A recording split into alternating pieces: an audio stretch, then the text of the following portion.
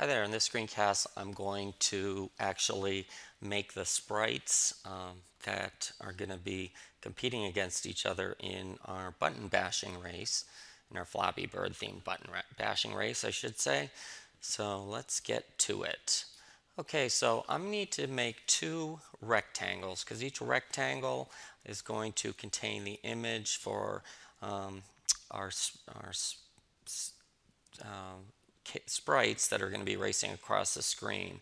So I'm going to say sprite 1 rectangle and sprite, actually I'll do player because I think I was doing player in class. Player 1 rec and player 2 rec. And now I'm just going to use a single image right now. We'll get into animation later, but for now I'm going to say Texture2D, and then let's see, and I'll just say player texture. When the game's running and when I draw the rectangles, I'm actually going to tint the image for one of the players or maybe both of them, so they will appear different. Alternatively, you could have the same looking image. It wouldn't necessarily matter because their location on the screen is going to be different. Okay, so now I need to make my rectangles just like I did with the background rectangle. So I'm going to say player 1 rec equals new rectangle, and I think if I'm not mistaken, let's see how big that each of those bird images is. It's pretty small.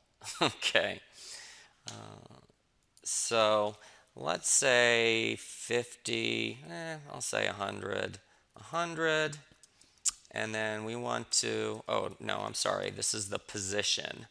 So let's see, we want to do the left edge of the screen, and then we want to do about 1/3 of the way down. So since we already have the height of the screen, we can just say screen height divided by 3.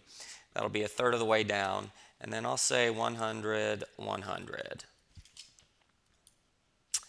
All right, and then I'm going to do the same thing for player 2. So I'm going to copy and paste that, except his location is going to be 2/3 of the way down the screen. So to get that, I do 2 times 3 height, screen height divided by 3.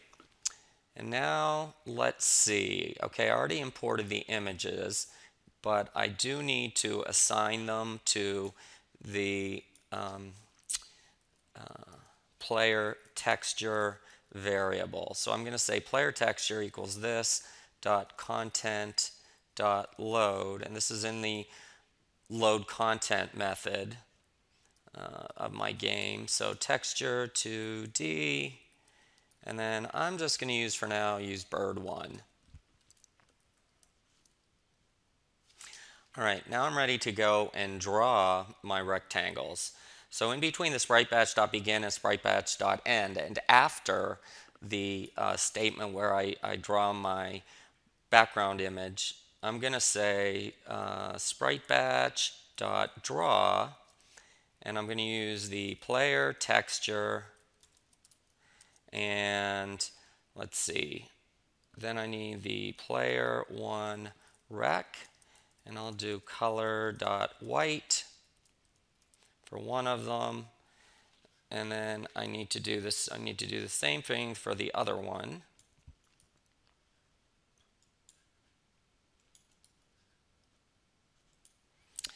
And except it's going to be player 2 rec, and then I'm going to do a different color for him. I want to do something light so you can tell that he's still himself. Color dot, let's see what white smoke is about. All right, now when I run it, I should have 2 rectangles with a sprite image in them on the left edge of my screen on top of the background image. So let's give it a shot. Okay, so there's one of them. So let's see what I did wrong. And then I'm going to make them a little bit smaller as well. So I'm going to go debug, stop debugging. Let me go up and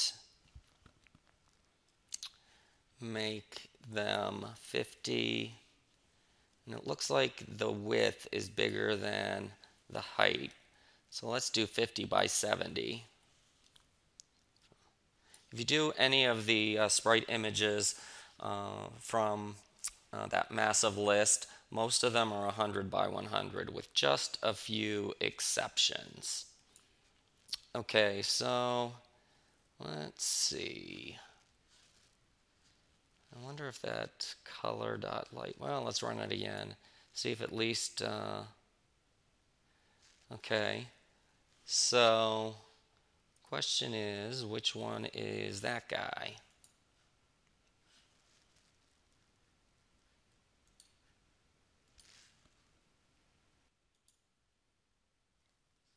All right, did you find where my mistake was and why I was just getting one image? It was this. I didn't change this to player 2 rec. So essentially, I was creating two rectangles in the same in the 2 times screen height divided by 3 position because, well, actually, I was just creating one and then I was creating it again in a different position. So what I fixed that so it should be player 2 rec.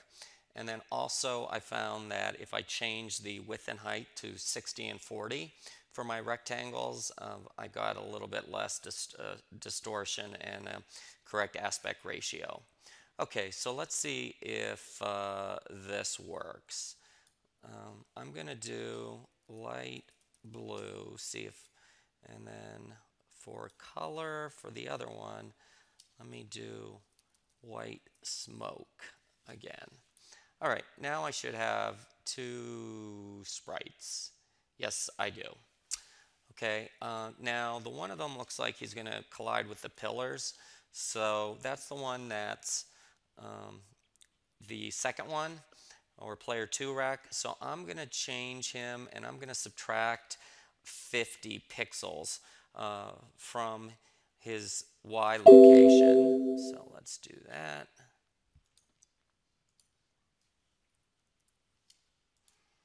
And now let's see, this will move him 50 pixels up.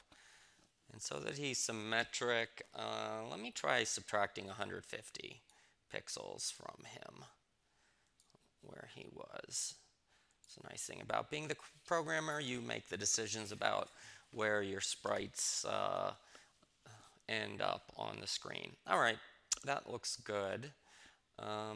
So now I'm just about ready to do my key presses, and we'll pick up in the next screencast.